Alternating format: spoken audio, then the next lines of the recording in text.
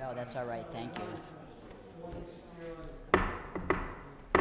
If we can find our seats, please, we'll open the meeting. If everyone would stand, we'll recite the council prayer. Dear God, today as this session opens, we pray that your presence will be before us and everyone who serves in the decision-making process of our city. We pray for direction which will lead our city to be strong and unified. May we continue the legacy of our founders. May we be granted this day the wisdom to make decisions which will be for the good of our city. We also pray for your special blessing on all those who are working to transform our city and make it a better place to live and work. Amen. I pledge allegiance To the flag of the United States of America and to the republic for which it stands, one nation, under God, indivisible, with liberty and justice for all. Mr. Clerk, roll call, please. Councilor Kazandrian. How was it?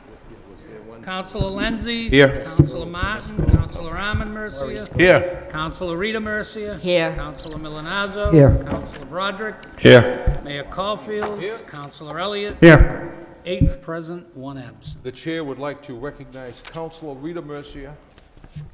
A moment of silence, please. Thank you, Mr. Mayor. I'd like to offer a moment of silence in Dockin Chambers for Leo Carbonneau, Sr. Born in Lowell, attended Lowell schools, and after graduation, he enlisted in the United States Navy during World War II from 1944 to 1946. He then enlisted in the United States Air Force, serving during the Korean War.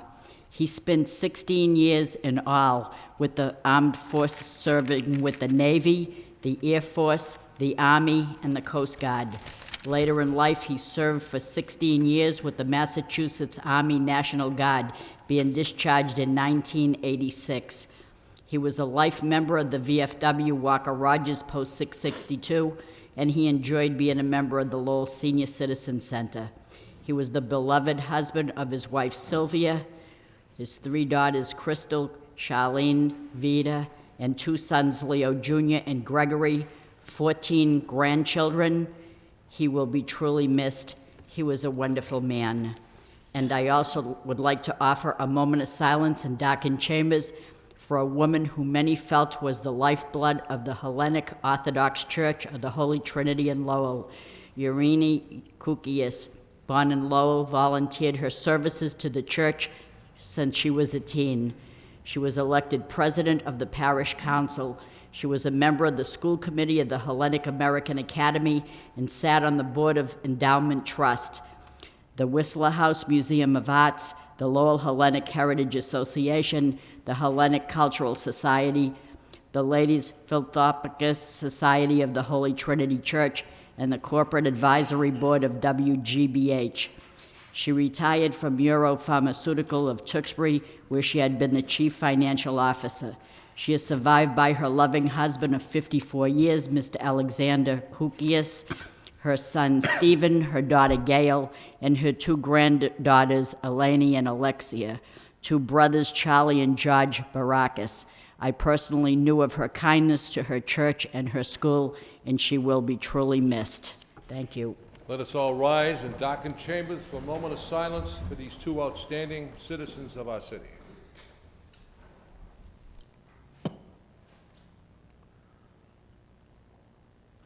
Thank you. May they rest in peace.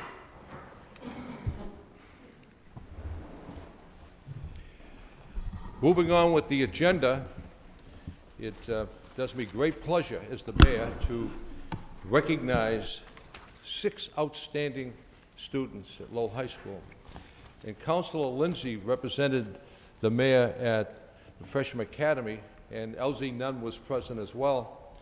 And Councilor Lindsay could not stop talking about these youngsters and the poems and the way they presented those poems. And I hope I do everyone justice with the pronunciation of your names. In first place was Annie Din, second place was Sophie Sam, third place was Victoria Van, fourth place, Sudi Komsiko, Laura Adelia, and sixth place, Samantha Kilbride.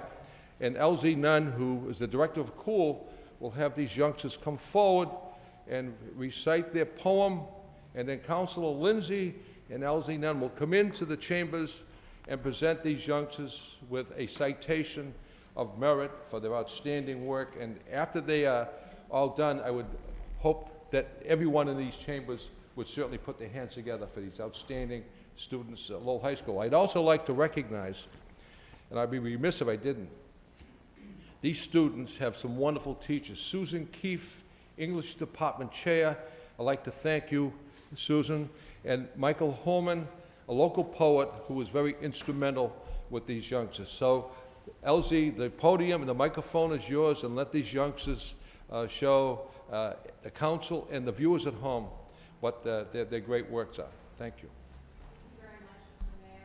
All of you, as Lowell City Councilors, for all of your support for our Lowell High School students and also the cultural developments in the city.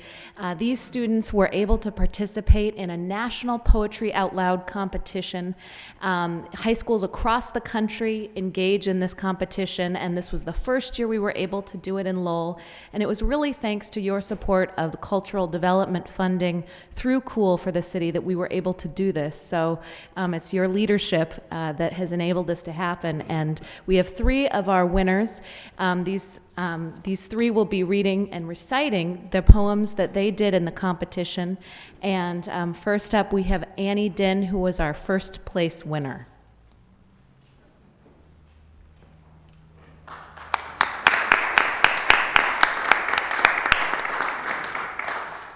The poem is called Still I Rise by Maya Angelou.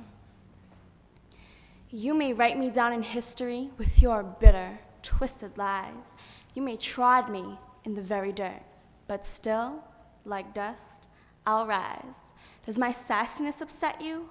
Why are you beset with gloom? 'Cause I walk like I've got oil wells pumping in my living room. Just like moons and like suns, with the certainty of tides, just like hopes springing high, still I'll rise. Did you want to see me broken? Bowed head and lowered eyes, shoulders falling down like teardrops, weakened by my soulful cries? Does my haughtiness offend you? Don't you take it awful hard, 'cause I laugh like I've got gold mines digging in my own backyard. You may shoot me with your words, you may cut me with your eyes, you may kill me with your hatefulness, but still, like dust, I'll rise. Out of the huts of history's shame, I rise. Up from a past that's rooted in pain, I rise. I'm a black ocean, leaping and wide, welling and swelling, I bear in the tide. Leaving behind nights of terror and fear, I rise. Into a daybreak that's wondrously clear, I rise.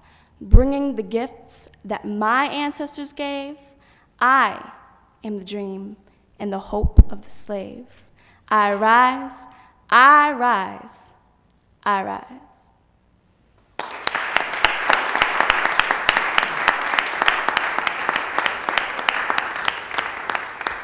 Annie did present that poem and represented Lowell for the state competition. We also have 2 runners-up today. Victoria Vaughn will be next. Good evening. I'll be presenting Jabberwocky by Lewis Carroll. 'Twas brillig and the slithy toves did gyre and gimble in the wabe. All mims you were the burrow groves in the mome ras outgrabe. Beware the Jabberwock, my son, the jaws that bite, the claws that catch. Beware the Jubjub bird and shun the frumious bandersnatch. He took his vorpal sword in hand, long time the man-sown foe he sought. So rested he by the tum-tum tree and stood a while in thought. And as an oofish thought he stood, the Jabberwock with eyes of flame came whiffling through the tulgey wood and burbled as it came. 1, 2, 1, 2, and through, the vorpal blade went snicker-snack. He left it dead, and with its head he went galumphing back. And hast thou slain the Jabberwock? Come to my arms, my beamish boy. Oh, frab just stay, calloo, callay, he chortled in his joy. 'Twas brillig and the slithy toves did gyre and gimble in the wabe. All mims you were the burrow groves in the mome ras outgrabe. Thank you.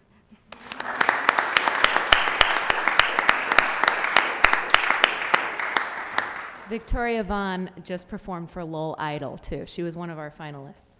And our other two finalists for the poetry competition, Suti Komsankio.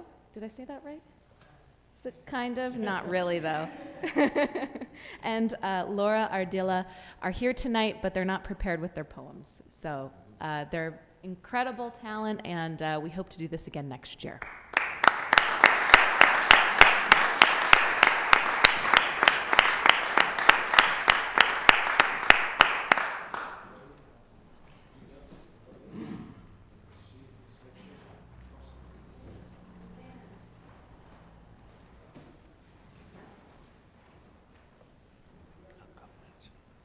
What?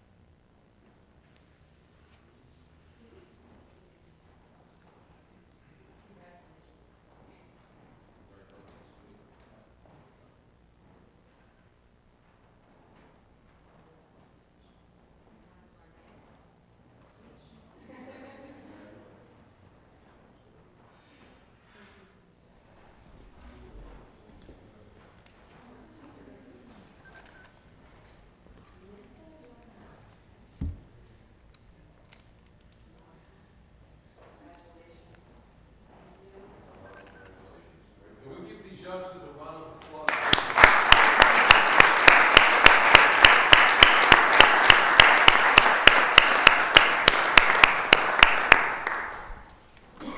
And from Lowell High School, I would like to recognize Susan Keefe, English Department Chair, who deserves an awful lot of credit for bringing these youngsters forward. They just were excellent, absolutely excellent. Oh, thank you very much. I prepared some remarks because there were so many people to thank. We really pulled off this competition in a very short amount of time. Many schools have been working on this since September, and Michael Herman brought the idea to us in December, and we had 2 months to introduce it to the school and to run the workshops and to pull the competition together. So I just have a quick reflection to read. Thank you for inviting us here tonight. It's always such a pleasure to share with the community some of the many positive things that are going on at Lowell High School. We want you to know how proud we are of our students' accomplishments. To provide a very general overview of the program, Poetry Out Loud is a national poetry recitation program which was developed by the National Endowment of the Arts. Through Poetry Out Loud, students have the chance to be exposed to great poetry and to develop the skills of memorization and performance. Participants choose poems from a Poetry Out Loud anthology and have the opportunity to take part in workshops to hone their skills. Students are then able to compete at a local competition, with winners advancing to the state and national levels. Lowell High School's involvement in Poetry Out Loud began with Michael Herman. Michael Herman is a Lowell resident, a poet, and an LHS parent. He approached Elsie Nun, the cool staff, and Lowell High School's English department to initiate our involvement in the program. Our first meeting was in early December, at which time we established a competition date of early February, which meant we had a lot of work to do. Key to the success of our efforts was the involvement of 3 UMass Lowell students. It was particularly exciting because these 3 young poets also happened to be Lowell High School graduates. Anthony Febo, Masada Jones, and Joey Bond visited over 30 English classrooms, demonstrated the powerful art of recitation in each of these rooms, and inspired many students to get involved. They were also instrumental in running the after-school workshops, which helped students to prepare the 2 poems that they would present during the first round of the competition. From the start, this project was characterized by a spirit of community and cooperation. Charles Tower from the Merrimack Rep volunteered his time to coach students in the days before the competition. The panel of judges included Stan Hintron, the English department chair at MCC, Melissa Pinnell, the English Department Chair at UML, and Katie Doobie, an English faculty member and the Poetry Club advisor at LHS. Cool's Diane Bujnowski assisted with the logistics and promotion of the event. The top 6 winners of the February 6th competition received over $300 in gift certificates donated by local businesses. Parents, faculty, and students attended the competition in support of the performers, and Counselor Lindsay sat front and center throughout the event. I'm grateful for the generosity of all of these people. While many students participated in the program at varying levels of involvement, 15 went on to actually compete. Ani Din emerged as the winner of that initial competition and advanced to the state competition held at Clark University in Worcester. She represented Lowell High School with dignity and by all accounts delivered a beautiful recitation. We are very proud of her. We are proud, too, of all the students who took a risk and tried something new. Poetry Out Loud is a powerful avenue for building confidence, making meaning out of the beautiful art of poetry, and participating in a community of learners. Robert Frost said, "A poem begins with a lump in the throat." I must admit, I felt the beginnings of a poem as I watched our students muster their courage and embrace this challenge. Thank you. Thank you.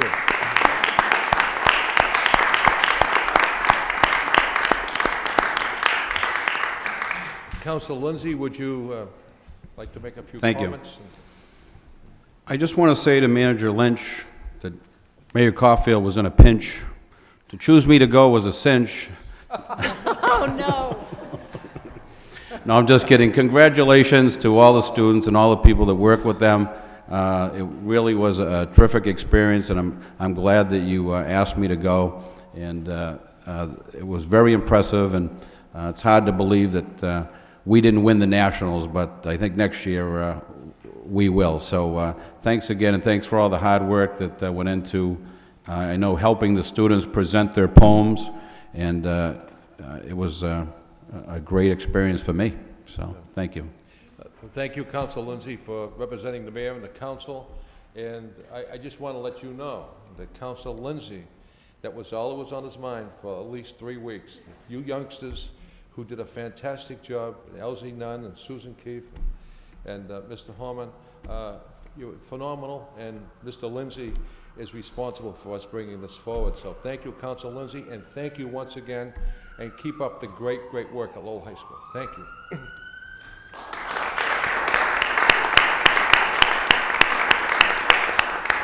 A motion to accept the minutes of the last meeting and place those minutes on file by Councilor Broderick, second by Councilor Kazanjian. Any opposed? The minutes are accepted and placed on file. Moving on with the agenda. Communications from Manager Lynch. Councilor Kazanjian.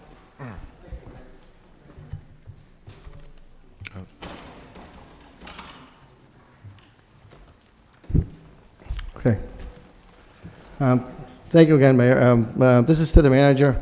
It's about the new position for the treasurer's job. I'm just a little taken back by how we got to reach out for another out-of-town individual instead of a local residents on this particular position. And I just want to get the manager's input. And I just know we have a local resident that had a CPA, was a CPA, and was going for this job, and we again reached out of town for a certain individual that I feel that wasn't as qualified as the local resident. And to me, yes. This law department just told me that we Okay, can't. well, okay, and that's why I just brought up the motion with the residency thing too. Okay, all right then. Thank you. Any other communications? Councilor Broderick, did you have communications from the manager? No, I was just going to ask if the solicitor could address that. I didn't think we could get into that. Councilor Milonazo? Thank you, Mr. Mayor. Through you to the city manager. In the packet this evening, we have the list of pavement and marking schedule for the upcoming year, and on the list is Nesmith Street from Andover Street to East Merrimack Street. And my question, Mr. Manager, has to do with the the construction work that we had actually done on Nesmith Street, and we did some, I think, temporary paving. And I'm just wondering, with this striping, will we be doing some repaving along Nesmith Street between Andover and East Merrimack Street? Council, if I could, let me do some work on that, investigate what the timetable is to do Okay. that necessary work, and I'll get some information back to you for the next meeting. Okay, thank you. Council Rita Mission? Thank you. Through you, Mr. Mayor, to the city manager. I don't want to dwell on something that I can't talk about, but usually when you're appointing someone to a commission or whatever, you then put in our packet all those that were considered and then your choice of who you chose. And that's good. I like that. And I didn't even want to talk about it, but since it was brought up, we were looking for a treasurer, and I'm not getting into it, but I wanted to know, like, how many people had applied, and that was not included in our packet at that time. And I just was wondering how many had. I can't even talk about that. It's, we are dangerously, if not already, crossing over into the territory that is clearly, statutorily, solely that of the managers.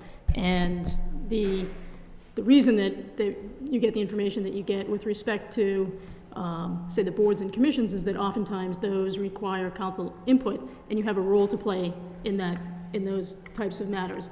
In this particular case, you have no role to play. In fact, the law specifically states that not only do you not have a role to play, it's one that you cannot get involved in. Okay, that's all I wanted to know. That's fine. That's all. Under the planning form of government. Okay, I just asked The the council question. sets policy, the manager Okay, that's all I hires wanted to and know. appoints, Well, maybe we didn't realize that, and so.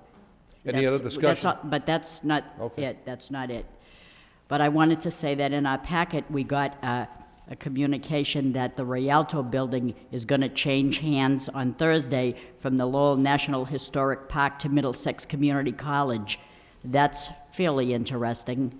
I think that's quite notable. And also, we were informed tonight that through the manager's office, National Security Protective Services will provide security at Pollard Memorial Library, and that's a good thing as well. I think that's good. And I know that Doris St. Martin does a tremendous job there, as well as the staff.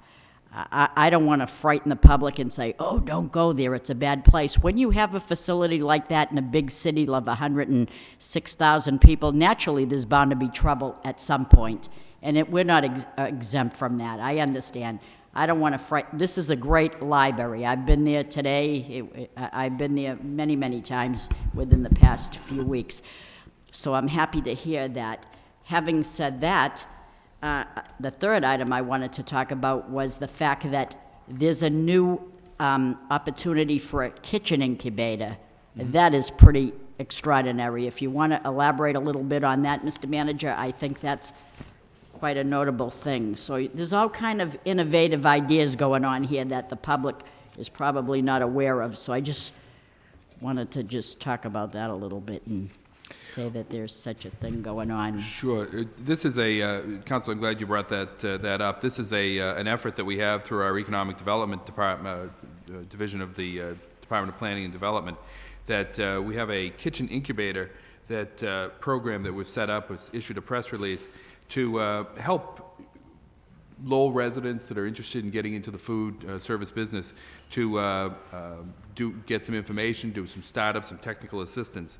And this is a program that we're working in jointly with the Small Business Administration, and people who are interested in food service, the food service business should certainly contact the City Department of Planning and Development, Teresa Park, at 446-7200, or her email address at tpark@lowellma.gov.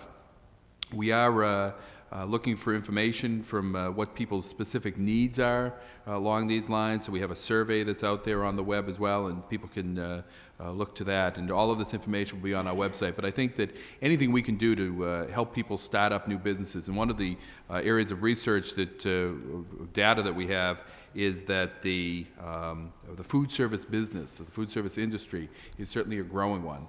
and that there's tremendous job potential there. So if we can help people start up those types of businesses, I think it's gives people some great opportunities. Many great things are happening in this city. We just had an open house just the other day with a company, Zenith, that's making headgear for the military, football and sport helmets, and it's such a great idea to have this in the city, and in cooperation with the university and the plastics and the engineering, and the Chancellor Marty Meehan, it was, and our planning department that goes out, and this is all part of a team, and it all works together, and people don't know the good things that are happening. That's why I'm happy to be telling you this right now. Well, Councilor, I appreciate the comments you're making, because I think that you're very right that there's a lot of tremendous things happening in the city right now, and have been for obviously for many years now, that we're seeing tremendous progress. But you know, when you have a new company like Zenith that made the decision to locate here, and it was interesting to hear the comments from the president, the founder of Zenith, that they look to Lowell as a place to locate, because of the environment that they find here, that's so supportive of the entrepreneurs, the new businesses, the innovation. They spoke extremely well of the assistance that they received from the Division of Planning and Development, the help that they got from Teresa Park.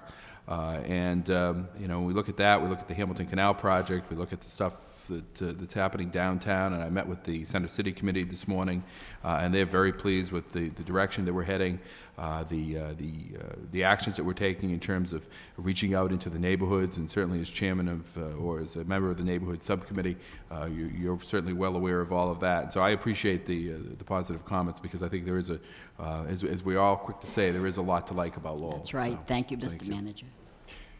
Anyone else? Councilor Guzangia, then Councilor Lindsay. Thank you, Mayor. Going back to the library, I did see the notice here, and I'm pleased to see that we're going to have some type of security. I'd still like to, I feel this is a step in the right direction. I'd still like to see a subcommittee, and I think we have that planned for next week. It's next Tuesday, April 1st. Okay, yes. great. All right, thank you. I just want to briefly say that I attended the ribbon-cutting ceremony for Zenith. I was a little tardy, but I was there. I presented a citation. I also indicated to the President, Van Vieira, that come to City Hall, come to that podium, and let the people at home know that there's a new business in our city. And I think we should do that more often, Mr. Manager, to have these new businesses come to City Hall and let the people at home know that there are a lot of people investing in our city. And Councilor Martin? Yeah. Thank you, Mr. Mayor. I too, with you and Councilor Rita Mercier, was at that ceremony, and the members of the council should know, I think, that the rehabilitation of that building was a direct result of council action. Right. There were tax credits crucial to the redevelopment of that building. Otherwise, it was potentially going to be sold for a drug counseling facility or residential use, and it's really in the heart of a business district. So for the council to take the action it did last year and approve those tax credits was part of the reason why we now have a fully leased building. Zenith is not the only company. In fact, I know one of the construction companies that came to bid, Aberthaw, was so impressed with the area and the project, they not only bid on the job, but once they finished the construction, they moved in. Mm-hmm. So the construction company is a tenant now as well. So it's part of the reason Lowell gets the tax credits, I think, that we do get, are that we're able to put them to effective use. And this company certainly has promising technology, football helmets and military applications, so we certainly wish them well and hope they succeed here. But I think it would be a positive move on the council's part, along working with Manager Lynch. We had these people come to a council meeting for 8 to 10 minutes, let the people know they're locating in Lowell, they're going to be a taxpayer in Lowell, and they're going to do business in Lowell. And I was very impressed with Zenith. They're going to be manufacturing football helmets that are state-of-the-art, and they surpass everything that's out there now. So I would like to see that happen, Mr. Manager, so we can make that happen, and we have probably once a month, twice a month, have these business people come here, and we can applaud them for coming to Lowell, let them know they're welcome. At the dedications, there might be 40, maybe 50 people, but at home, there's thousands of people watching. So It's very important. Anything else to discuss on the communications? Accept the communications and place them on file by Council Milonazo, second by Council Mercy. All in favor signify by saying aye. Any opposed? The communications are placed on file. We are now going to open a public hearing. Public hearing. Public Safety, E91 Communication and Emergency Operations Center, upgrades and equipment bonds to borrow $2,200,000 for the purpose of financing upgrades to the Public Safety E911 Communication Emergency Operations Center, including remodeling and all engineering costs related thereto, and the purchase and installation of computer software, computer hardware, and equipment for such facilities. All those wishing to speak in favor, please come to the microphone and give us your name and address, please. In favor. In favor. Good evening, Mr. Mayor. Ladies and gentlemen of the council, my name is Patrick O'Connor. In favor. I'd like to say, first of all, that I came out here in the in favor mode, we'll say, only because, and I'm not for or against this in any way, shape, or form. I just really had questions about this issue, and I wanted to know, it's $2.2 million. Is this absolutely necessary? I mean, I thought the 911 project was working good, and I think everything was functioning. And it just seems to me that through the last several months, I mean, we've bonded a lot of money. We bonded like $5.5 million for wastewater. I think 7 months ago, there was like $19 million for the water department. I mean, $19 million. I mean, did we build a new facility over there? Because that was an awful lot of money. We built a parking garage for $25 million. You know, but it just seems that every time that we bond money, we borrow money. We have to pay interest on it, which is a question I'd like to also ask. I'd like to have a little input on what our bond rating is also at this time. But these directly affect the taxpayer. All these issues do like this. I mean, when we bond money, it costs us money, and the taxpayers have to pay it. Our budget goes up and we pay it. You're all aware of the fact that, people are under foreclosures, a number of foreclosures, not only in the city, but across the country. And when their tax bill goes up $20, mine went up $20 a month, not $20 annually, by the way. But when that goes up, I mean, that directly goes on their mortgage payment.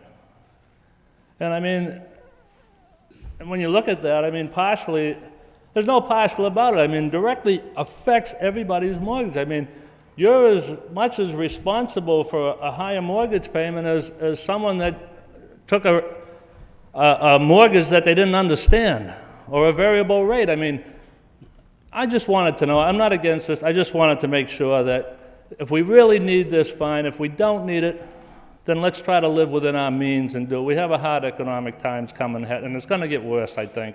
Okay. And I just think that we should look at all of this in a different perspective. Thank you very much. Mr. O'Connor, thank you very much. Those wishing to speak in favor, that portion of the public hearing is closed. Those wishing to speak in opposition, public hearing is closed. I'll read the second reading by title. To borrow $2,200,000 for the purpose of financing upgrades to the Public Safety E911 Communication Emergency Operations Center, including remodeling and all engineering costs related thereto, and the purchase and installation of computer software, computer hardware, and equipment for such facility. What is the wish of the body? Move approval. Move approval by Council Broderick, seconded by Council Kazanjian. I just have a question, just one. Is this something we can do to save some money? Can we do it in-house with a lot of employees? Let's say if a carpenter's paying his electricians to possibly save some type of money. I know you get it out there for $2.2 million, but can we do it in-house and possibly save a large amount of money? Is that in the game plan, or is this? Councilor, the $2.2 million is premised on the fact that a large part of this will be done in-house. This 2.2 was actually approved back in August, but there was some advertising issues, and that's why it's being brought back to the council now. So in effect, we're already well into this project. based upon the vote of the council back in the late summer, early fall. It is, as I say, a large part of it is being done in-house. Most of this money is being spent for equipment, the computer equipment, the telecommunications equipment that we have to purchase. TJ McCarthy has been coordinating this project and spearheading it through the entire design process and construction, and we do primarily will be using in-house people to do a lot of that work. Okay, that was my only question. I think the 911 is important. I just want to verify and make sure that we had. Thank you. Council Rita Mercer? Thank you, Mr. Mayor. Through you to the city manager. Mr. Manager, what is our bond rating at this point? Do we know? Our bond rating is the A3 that we were assigned back in the late spring of 2006. And that's pretty good, isn't it? It's good. Mm-hmm. It's good. We'd like to see that increase. It's A3 with a negative outlook, but we're optimistic that the way we closed out last fiscal year will allow us to eliminate the negative outlook. We're hopeful about that coming up into the next bond sale. And it's always wise to question a big Absolutely. amount of spending money like this, no doubt about it. But we as a council are well aware that this work and this equipment is much needed for public safety. And I think if you took a walk over there to look at the facility, the floor is ready to fall apart. There's so much that wear and tear that is, you know, I want people to go to work and not be afraid that they're going to trip and fall and hurt themselves and provide public safety for the public while at the same time they're under some sort of unsafe place to work. And I don't want to do that. And so I'm very frugal with my money, and I thank people for coming forward, but this is needed, and I'm going to support it. Thank you. Anyone else like to? Yes, Council Martin. If I could, just to follow up on the bond rating, Mr. Manager, we get reviewed every time we go sell bonds, or is there? What if we didn't sell any bonds this year? Will we keep the rating we have? Is it periodic, annual, or how does that work? Well, it's pretty much up to the bond rating agencies. You always get a new. You always get. A rating assigned to you when you do go out to borrow, but there's nothing that precludes a bond rating agency from midterm just assigning you a new rating. It's very rare, but I have seen it happen where either Moody's or Standard & Poor's will come in and take the opportunity based upon new information to assign a new rating for the future. Okay, thank you. Any, Councilor Elliott? Thank you. I agree. It's good and important to ask questions and find out where we're spending the money, and people should know that we're not spending unless we absolutely have to, or at least I'm not, because we do know what type of fiscal climate we're in and where we're heading.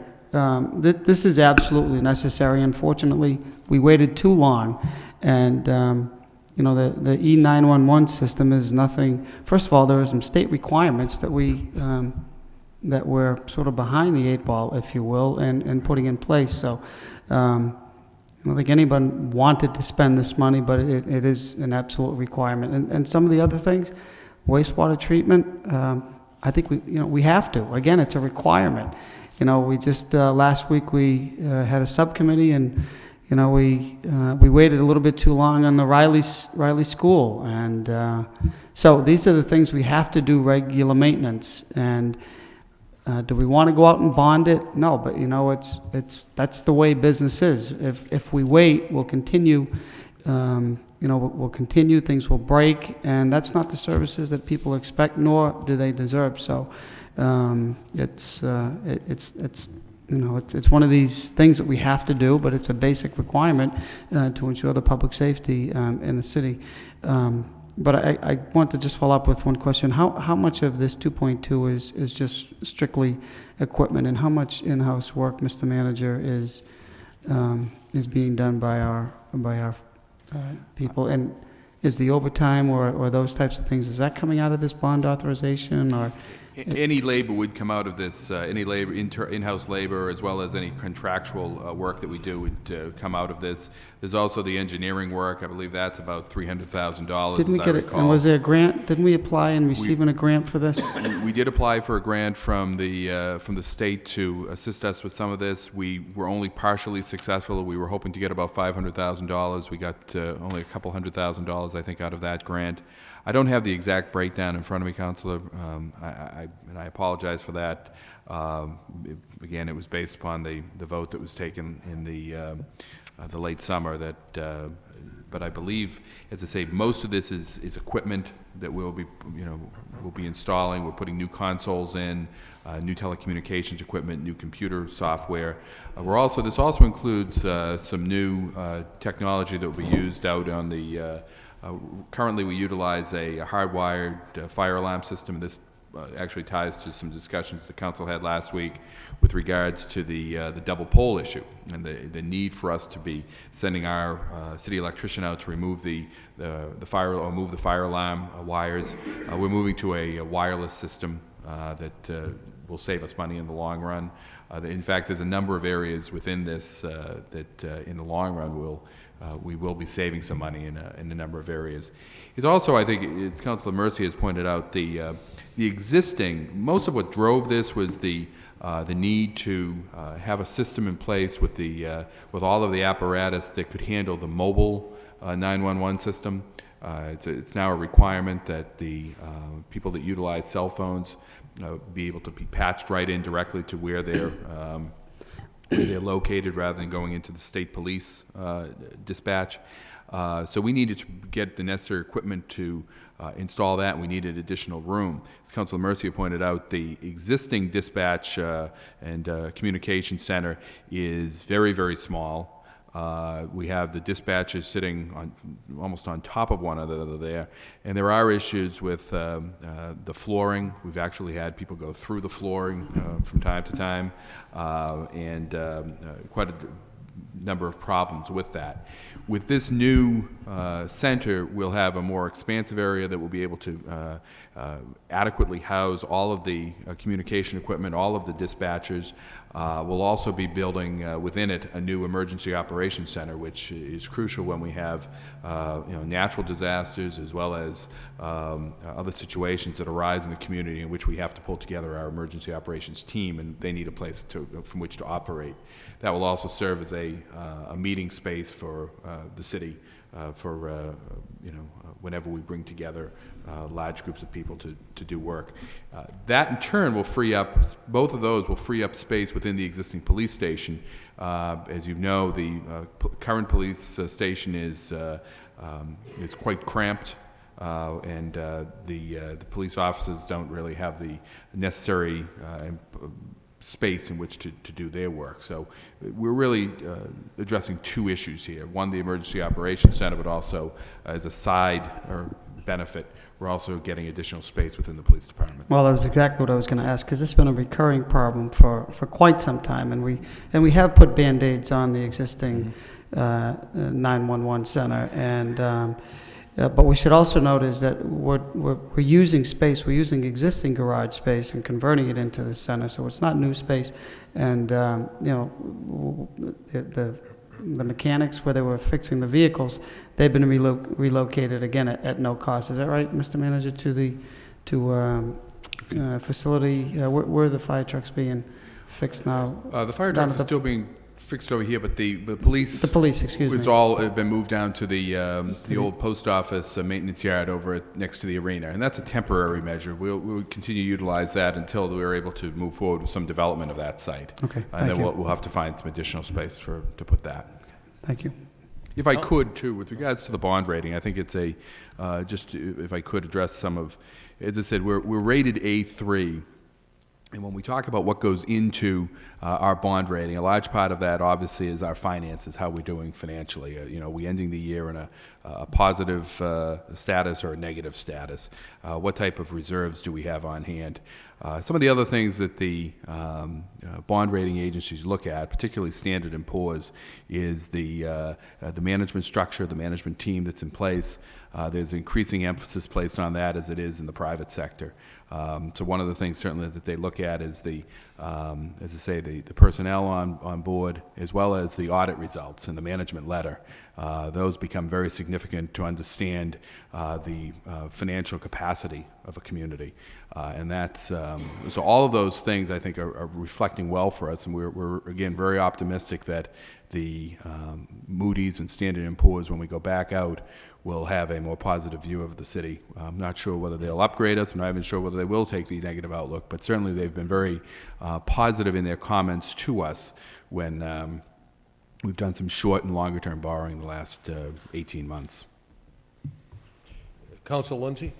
I'd just like to say also that from my days on the Board of Health, this was a topic of conversation on many nights, and I'm happy to see that it has come to the forefront, and we're ready to act on it. I appreciate Mr. O'Connor's comments, and certainly would be a concern, but I think it is one of those things that is necessary and should be at the top of the priority list, and as Councilor Elliott stated, one of those items that I don't think we want to wait on.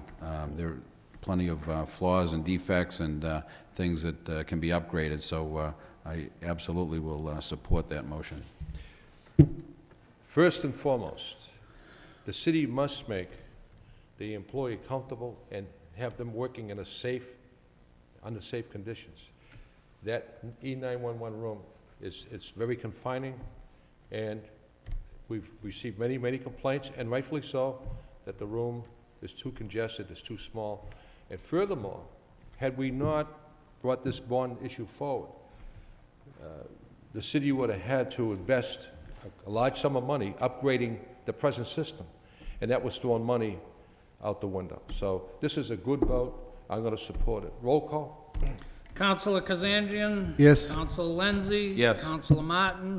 Yes. Councilor Armin Mercier? Yes. Councilor Rita Mercier? Yes. Councilor Milonazo? Yes. Councilor Broderick? Yes. Mayor Caulfield? Yes. Councilor Elliott? Yes. The next item on the agenda under the public hearing, an ordinance creating 2 sergeant positions and establishing the salaries therefore in the police department. Motion to waive the full reading by Councilor Kazanjian, seconded by Councilor Broderick. All in favor, signify by saying aye. Any opposed? Full reading is waived. Second reading by title, an ordinance creating 2 sergeant positions, establishing the salaries therefore in the police department. The meeting is now open. Anyone who wishes to come forward and speak in favor, in favor, in favor. Thank you, Mr. Mayor. My name is Patrick O'Connor. I live at 38 Faux Street in the city of Lowell. I'd like to take this opportunity to thank the city council for answering my questions from last time, and especially you, Mr. Manager. You have answered my questions at all times, and I thank you for that. Again, I'm here not for or against. I'm here for questions. I wanted answers. I mean, I have questions. I wanted answers just to inquire about what's actually going on here. Now, I was told that these positions are grant positions and paid for under a grant. Is that true? No, that is not true. So these are actually going to be new positions that are created? For the time being. That's correct. This is part of a settlement. A legal Is settlement. this the bus thing? Yes. I thought they were grant positions. I had questions about positions being funded under grant. I guess that I have no questions on that. Thank you very much. Anyone wishing to speak in favor? In favor? In favor? That portion of the public hearing is closed. Those wishing to speak in opposition? In opposition? Opposition. Public hearing is closed. What's the wish of the body? Councilor Rita Mercier. Move approval. Move approval by Councilor Rita Mercier. Second. Seconded by Councilor Elliott. Any discussion? Councilor Elliott.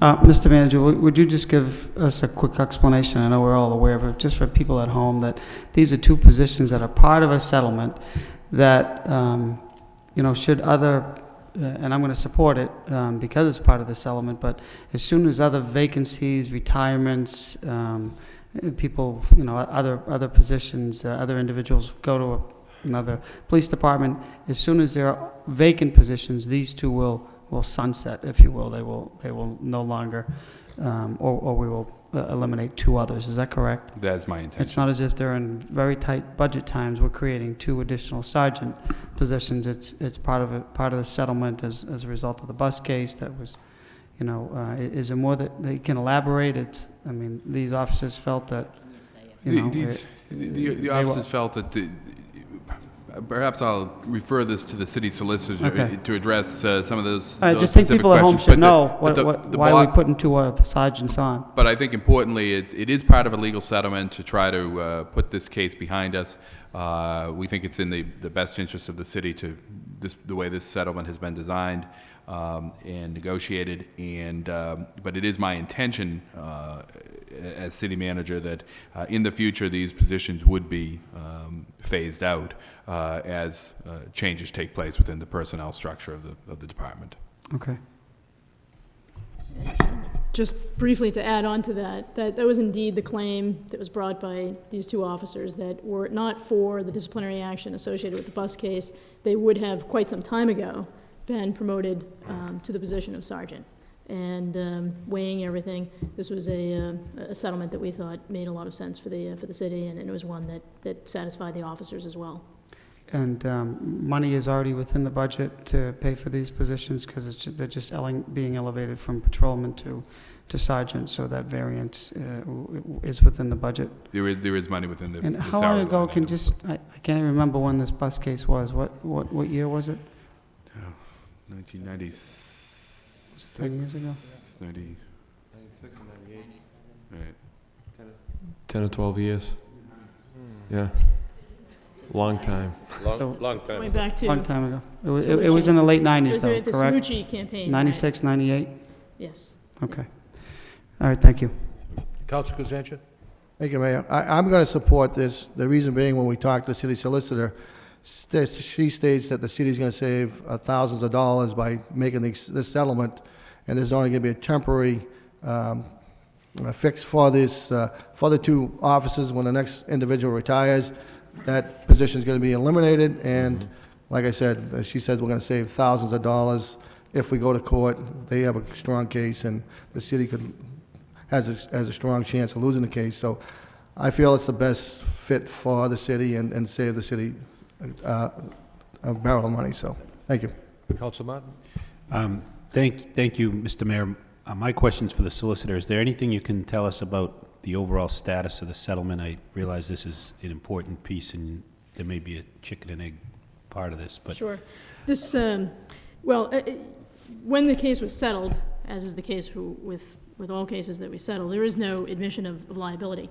As far as the strength of the city's case, although we felt we had a strong case, it's always a bit of a gamble, and exposure in this case is something that we consider as well, particularly given the length of time from when these claims first arose. As far as the entire settlement package, this is just one component of it.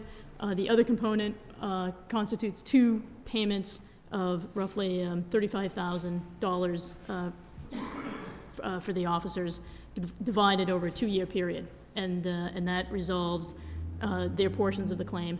And there's also a further settlement of this global case, and that involves 2 other officers, and the settlement packages in that are fairly de minimis. I think one is $10,000 and one is a total of maybe $30,000, and that concludes what has obviously been a very lengthy, cumbersome, complicated matter. But these agreements have been now approved by all parties? They have, in fact, actually, I think effective today, the last portion was approved by 2 of the officers with their counsel. All these matters have been reported settled in federal court.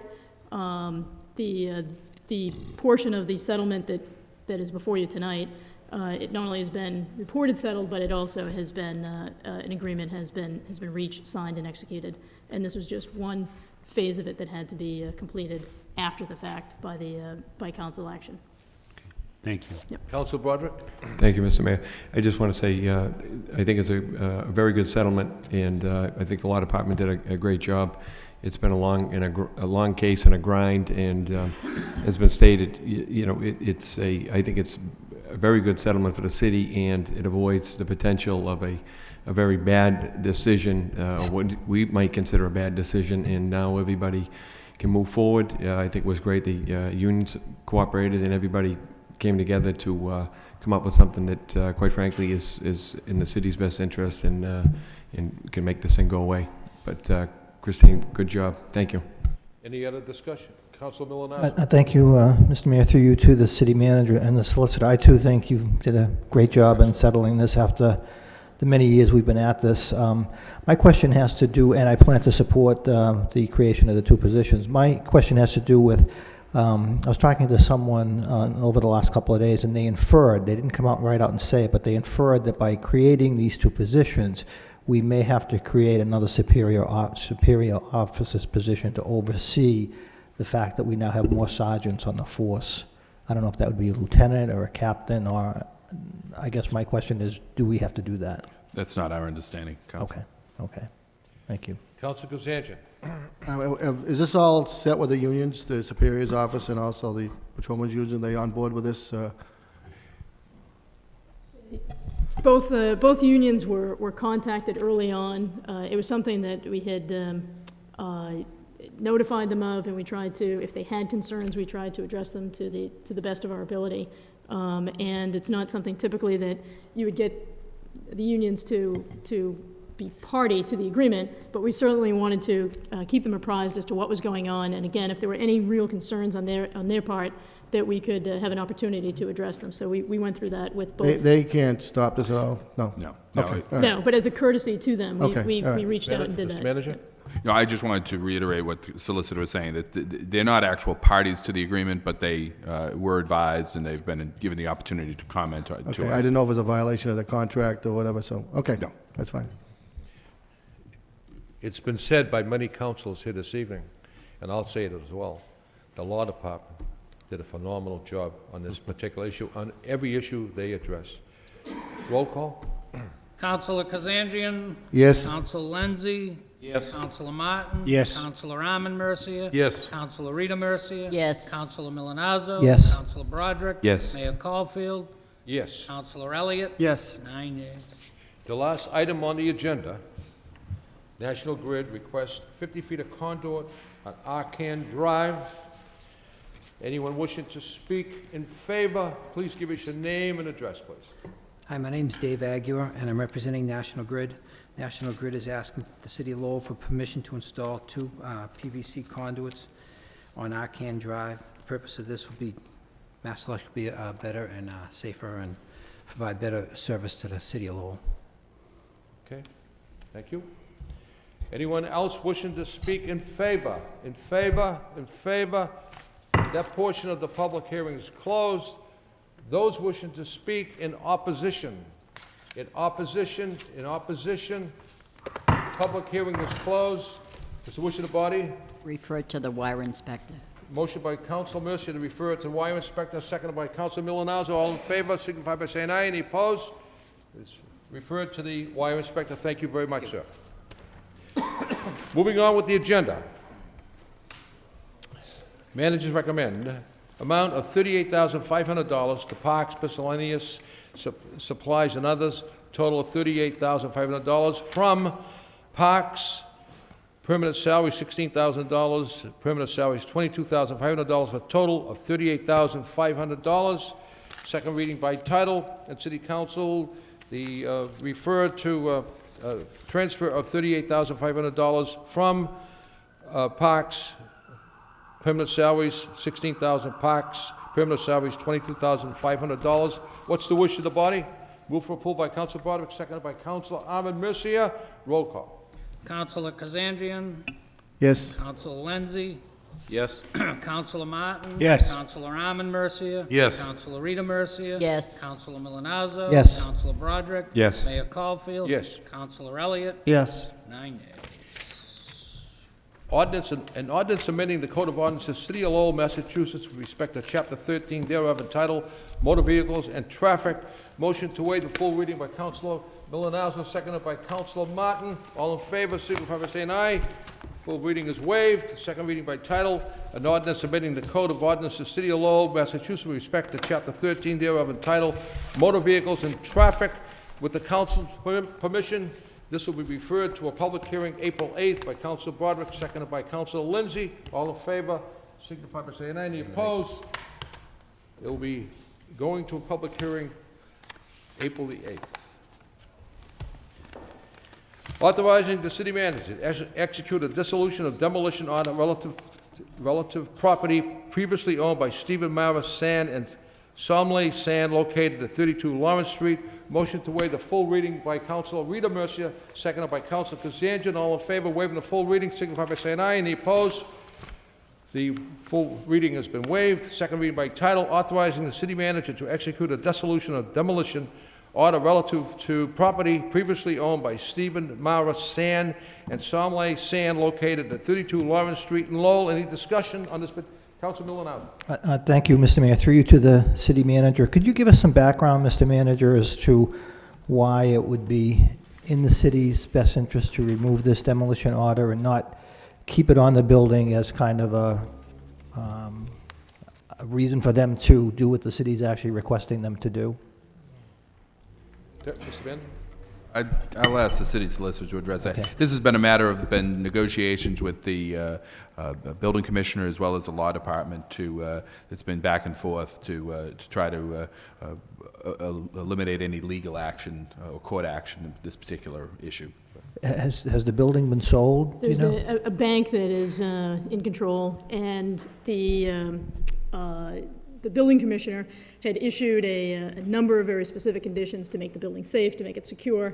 That has all been complied with, and the benefit of taking this kind of an action is that this has been hanging out there since 1998, and not a lot has happened. Now now that the building is been complied with in terms of being safe and secure, the property can then be transferred by sale, and somebody's going to go in and invest the property and start doing something with it, make it a productive piece of property. So suffices to say the demolition order clouds the title at this point? Yeah, they would never be able to sell it with a demolition order hanging over it. Okay. The bank. Okay, thank you.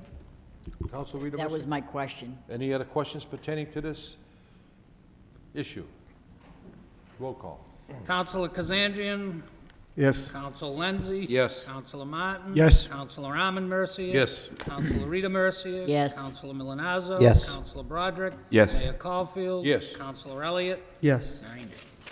Moving on with the agenda, authorizing the city manager to execute a license agreement between the City of Lowell and a Central Restaurant for use of a portion of city property adjacent to the premises at 24 Market Street, Lowell, for the purpose of sidewalk seating. Motion to waive the full reading by Councilor Broderick, seconded by Councilor Elliott. All in favor? Waiving the full reading, signify by saying aye. Any opposed? Full reading is waived. Second reading by title, authorizing the city manager to execute license agreement between the City of Lowell and Central Restaurant for use for a portion of city property adjacent to the premises at 24 Market Street, Lowell, for the purpose of sidewalk seating. Any discussion on this particular issue? If not, I'll ask for a roll call. Councilor Kazanjian? Yes. Councilor Lindsay? Yes. Councilor Martin? Yes. Councilor Arman Mercia? Yes. Councilor Rita Mercia? Yes. Councilor Milonazo? Yes. Councilor Broderick? Yes. Mayor Caulfield? Yes. Councilor Elliott? Yes. 9 yeas. Moving on with the agenda, authorizing the city manager to enter a license agreement with Charles Nicro, Falcon Insurance and Financial Service to encroach upon the City of Lowell property at 28 Cabot Street, Lowell, Massachusetts. Motion to waive the full reading by Councilor Arman Mercia, seconded by Councilor Martin. All in favor of waiving the full reading, signify by saying aye. Any opposed? Full reading has been waived. Second reading by title, authorizing the city manager to enter a license agreement with Charles Nicro, Falcons Insurance and Financial Services to encroach upon the City of Lowell property at 28 Cabot Street, Lowell, Massachusetts. Any discussion on this particular issue? If there's none, roll call. Councilor Kazanjian? Yes. Councilor Lindsay? Yes. Councilor Martin? Yes. Councilor Arman Mercia? Yes. Councilor Rita Mercia? Yes. Councilor Milonazo? Yes. Councilor Broderick? Yes. Mayor Caulfield? Yes. Councilor Elliott? Yes. 9 yeas. Subcommittee reports. Councilor Elliott. The flood subcommittee met last night. We had a lengthy meeting. the council chamber here to discuss a number of issues, and it was a productive meeting. I'll try to recap as best as I can, but there was a lot that took place in 3 hours. 2 motions came out of it that I'll get to at the end, but we had Boot and L come to the meeting last night, who are the owners and operators of the hydroelectric dams, of the 5 dams in the city. And essentially the concern was the water level that the dam, the elevations of the dam currently are at, and the concerns from the residents, particularly in the Clay Pit Brook area along the Pawtucket Boulevard and that section of the city, naturally is flooding this year based upon the last 2 floods that have taken place. So Mr. Jonathan Dollar gave a presentation on the operation of the dam, and they do have complete responsibility for it, and it's authorized through the Federal Energy Regulatory Committee. The authorized elevation is 92.9 feet, and that includes 87 feet to the base of the rocks. It's not concrete, they're stones, and then an additional 5 feet above that.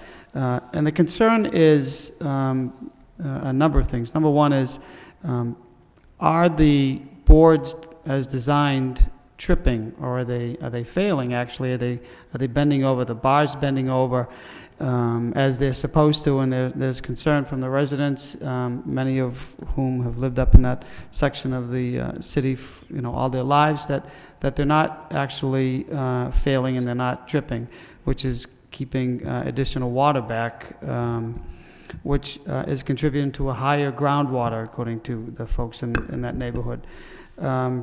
Boot Hydro doesn't think so. They're permitted to 92.2 or 92.9, and that's where they're at. And they believe that the system that's in place is operating, and they are entitled to keep the water at that particular level.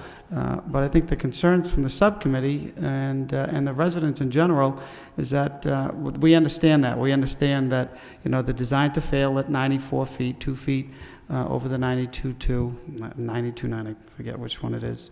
But, considering there was so much snow up in the mountains and we received so much precipitation, can't you lower it, knowing that anything lower 92.9 really may not, according to Boot, is not going to have that much of a bearing on the ability of them to generate electricity. But they say that's, even if they wanted to, that their permit says they can't. They have to maintain it at that level.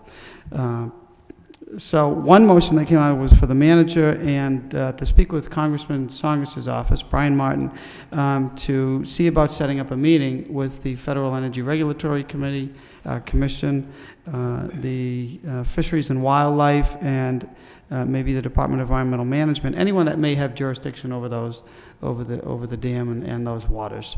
So that was one motion, Mr. Manager, that came out. The second motion that came out was at the beginning of the meeting, actually, and it was there's been some confusion and concern that the Army Corps of Engineers had not given the city a dollar figure on the cost to do the study for the Clay Pit Brook area.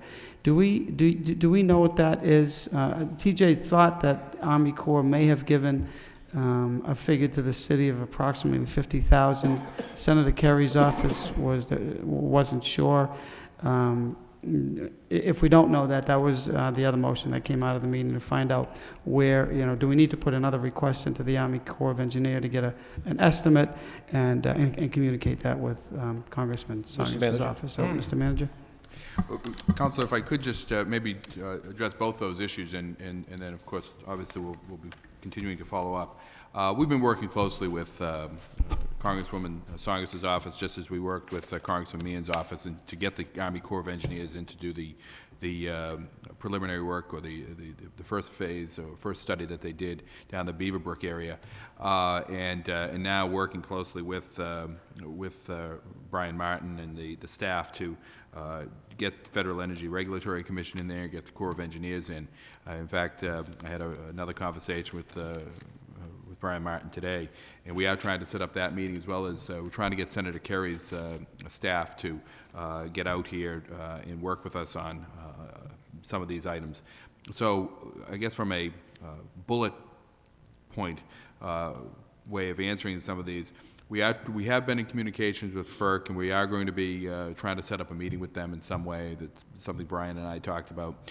We are communicating with Senator Kerry's office with regards to getting money allocated for the Clay Pit Brook study. I have not seen a number. I don't think anyone has seen a number. I know that the Beaverbrook cost $50,000. I think our sense was that Clay Pit would be a little bit more than that. They were hoping to get at least some of the work done out of the initial $50,000 for the Beaverbrook area. But again, we're trying to get the necessary money through Senator Kerry's office for that. We're also trying to work with Senator Kerry's office and obviously Congresswoman Tsongas' office to get the necessary ball rolling for the real design that needs to take place down at the Beaverbrook area, as well as the necessary funding to do that construction. The work that needs to be done down in the Beaverbrook area with that expanded levee system and the wall that needs to be built on Martin Street is one that has to go through quite a bit of extensive permitting. It is a wetland area that we'll be dealing with, so MEPA would probably be involved with that, as well as the Corps of Engineers in terms of their permitting that would have to go into that process, and we need to work closely with them on that. That isn't something we can just go off and do on our own. But so we have. Again, Brian and I talked about it today. We have a meeting tomorrow on another matter in which we hope to go over some of these details in more depth and make the necessary, get the necessary people up here from all those agencies. And I want to be clear, though, this isn't something that we haven't been doing. We have been communicating quite regularly, as you know, as chairman of the flood subcommittee, that we've been able to come in with quite a bit of information on a fairly regular basis to bring the council and the public up to speed on this, and we're continuing to push forward with that. No, I completely agree. That's good information, Mr. Manager. You have been, you and your staff have been on top of this, and we're trying to stay on top of it as much as we can with Congressman Tsongas' office and Senator Kerry's, and I think that's where the confusion was. Senator Kerry's office was under the assumption that Army Corps has given the city a number, and in fact they haven't. So that's good to know. But you did get an L to the meeting last night. I think the residents were generally appreciative of the fact that they did come and answer an awful lot of questions. I think there are still a lot of differences of opinions as to the water level and the effect that a flood may have, including members of the subcommittee. But that's the reason for the meeting, to get FERC to the table, the permitting authority, to say, you know what, this is what we can do. There's an awful lot of snow and melt that can come, but we're trying to do everything we can to prevent another flood from taking place, and draining, and members of the subcommittee, draining water down now, while it is, I know it's at average levels, but considering what's up there, trying to drain it out now while we have a chance before the rains and the melts come does make some sense. And they don't completely agree.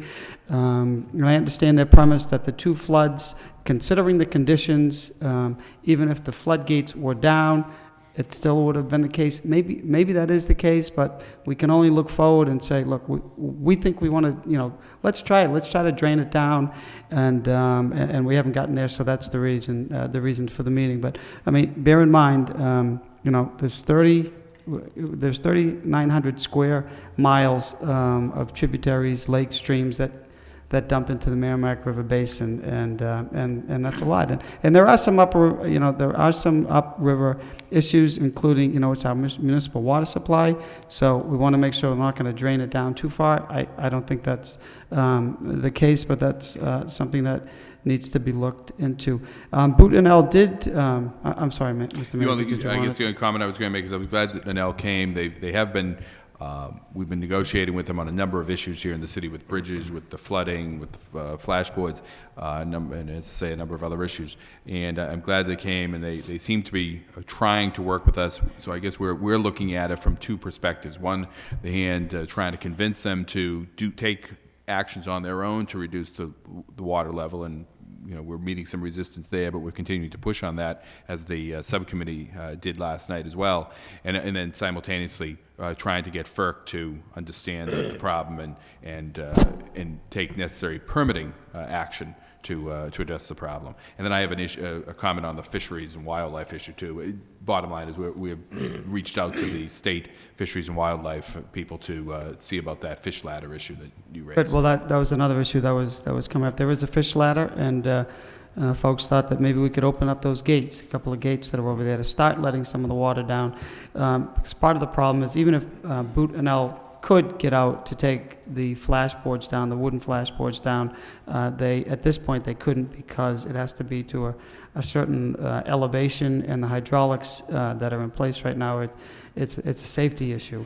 But should they fail, which they are designed to fail at a certain point, then additional water can go down.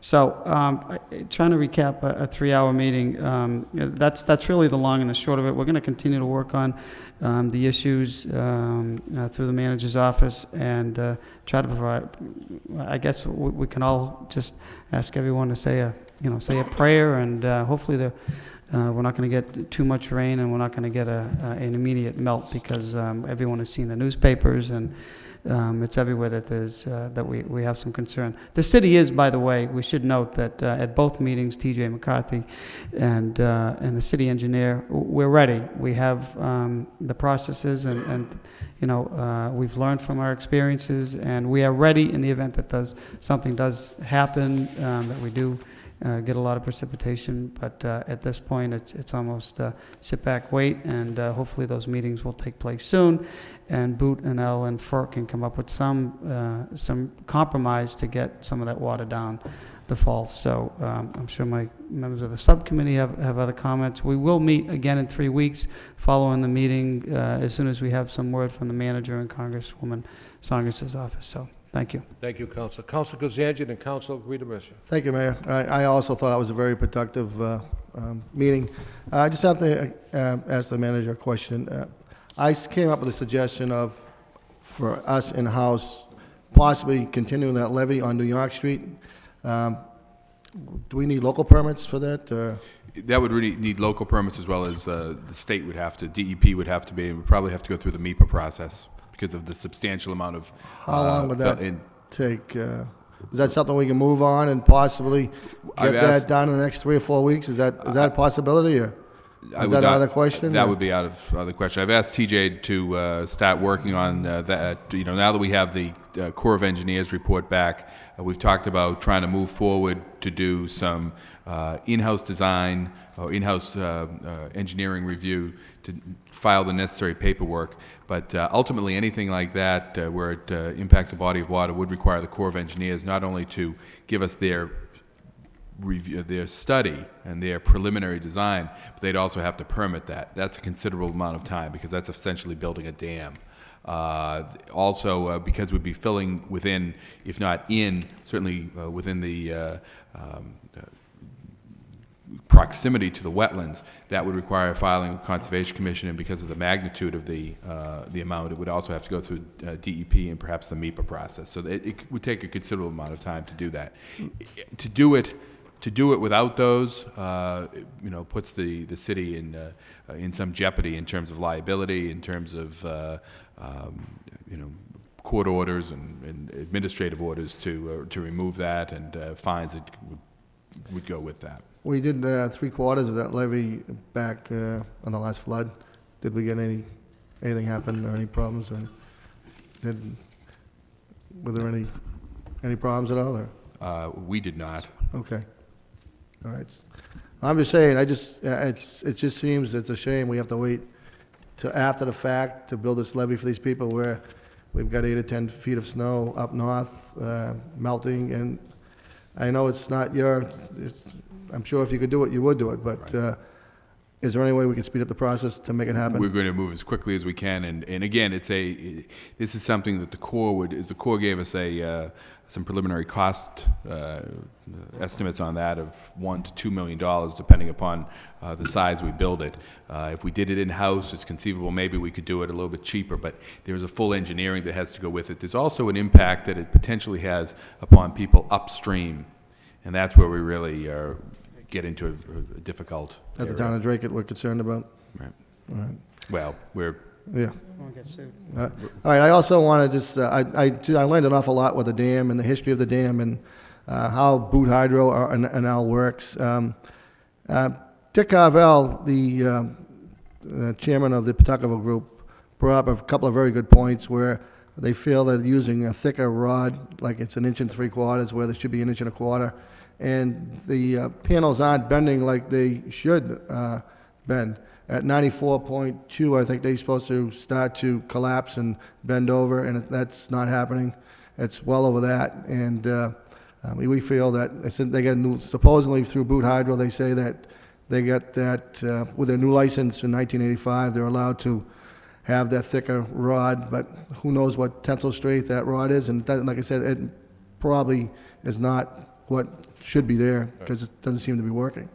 And I asked the question, if we went with the inflatable boards, would you be willing to take the boards down in April or May where we have a threat like we have this year here? And he couldn't say yes, he would do it.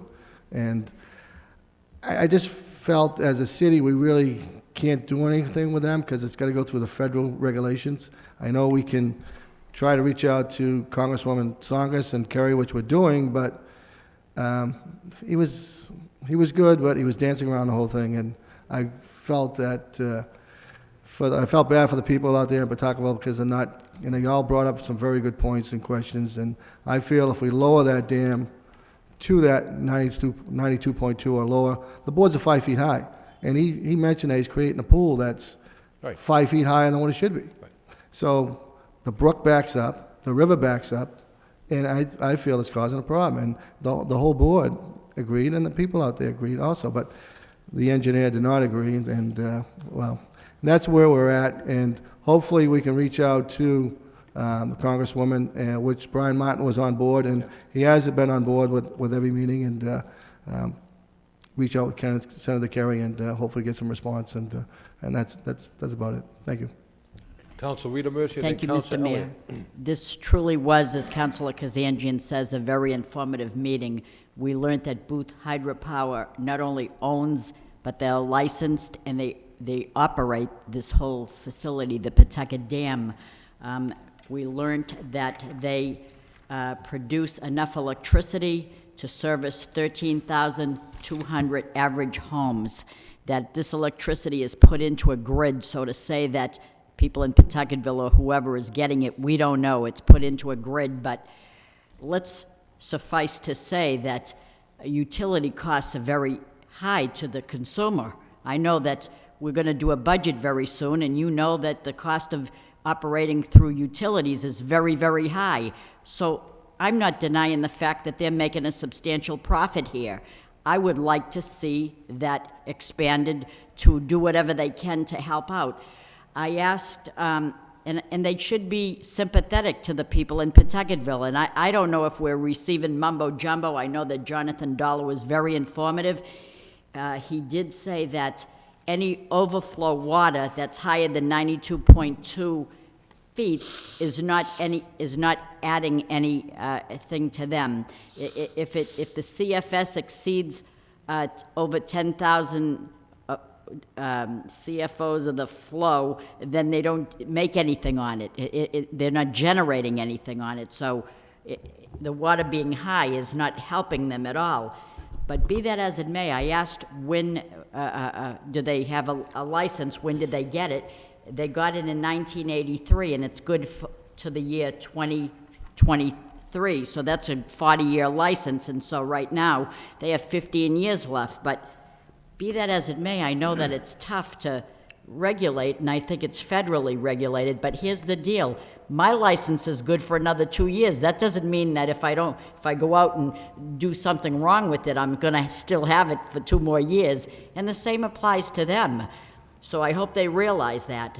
Other than that, it was very informative, but we still have a problem in Pawtucketville. I still think that they can go lower and drain those basins to keep the flow empty so that we can, if there's a overflow. We're worrying about the snow melting up there. We look around here and we don't see it, but up north, up in the mountains, we have like quite a few feet up there, and so I know that when the good weather comes, it's going to come down here coupled with the rain, and the people are going to pay for it. So I know as a city we're doing everything we can, but we need cooperation from Booth Hydropower. So it was a very good meeting. I just hope he's sympathetic and brings the message back that these people need help and they shouldn't be afraid like this, but it was a good meeting.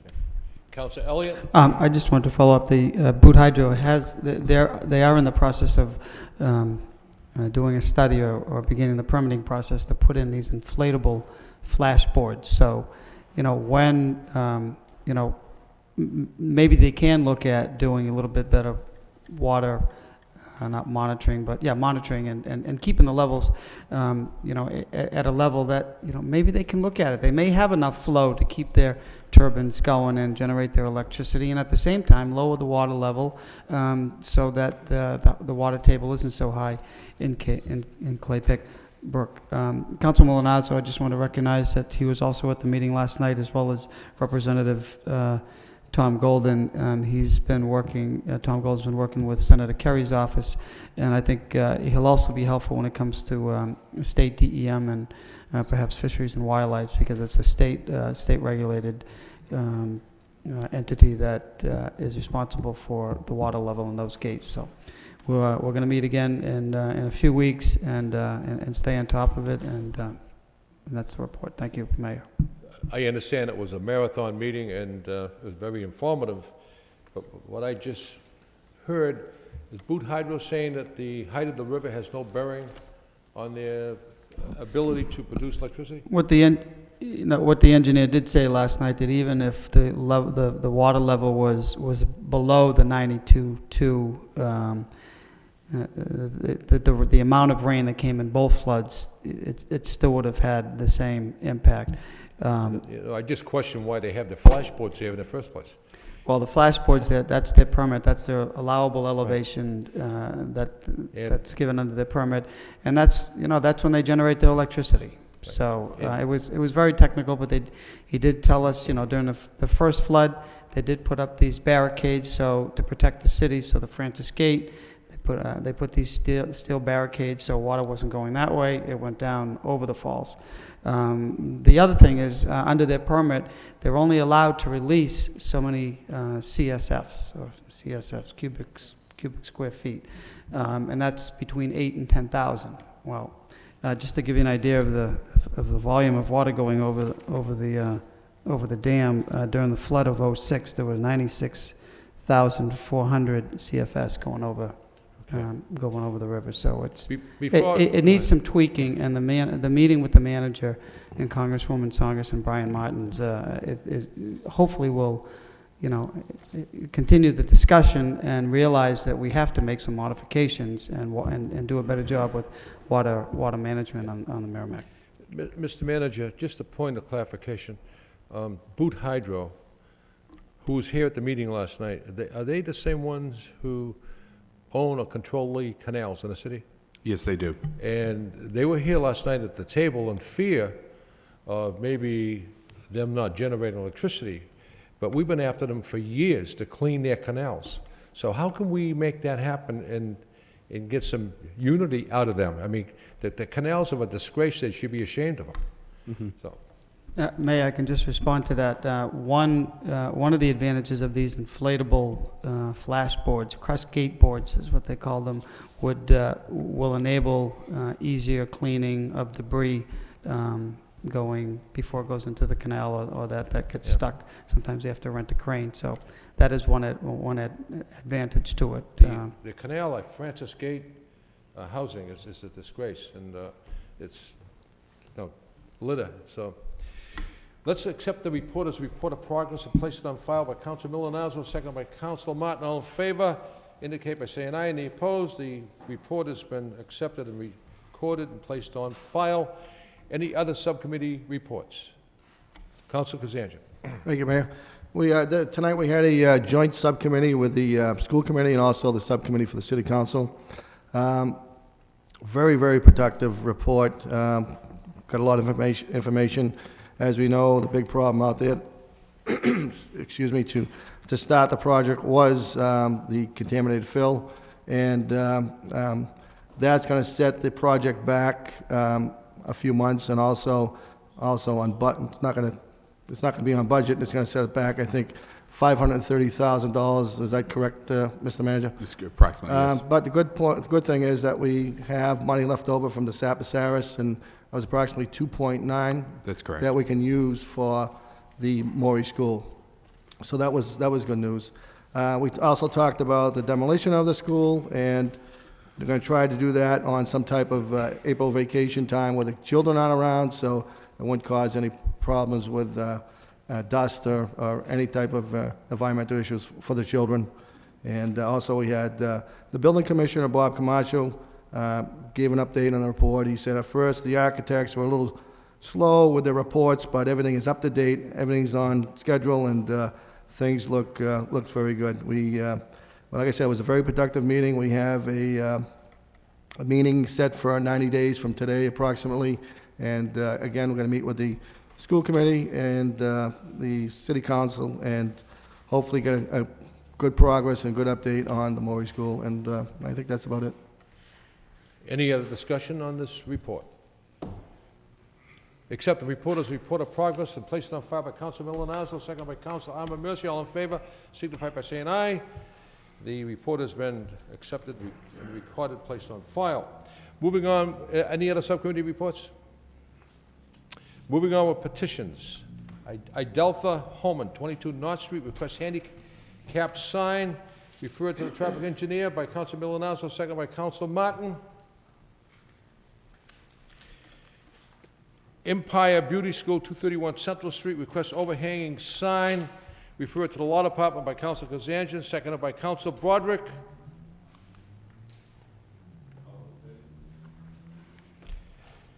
We have two claims referred to the Law Department by Council Rita Mercia, seconded by Council Lindsay. Moving on with the council motions.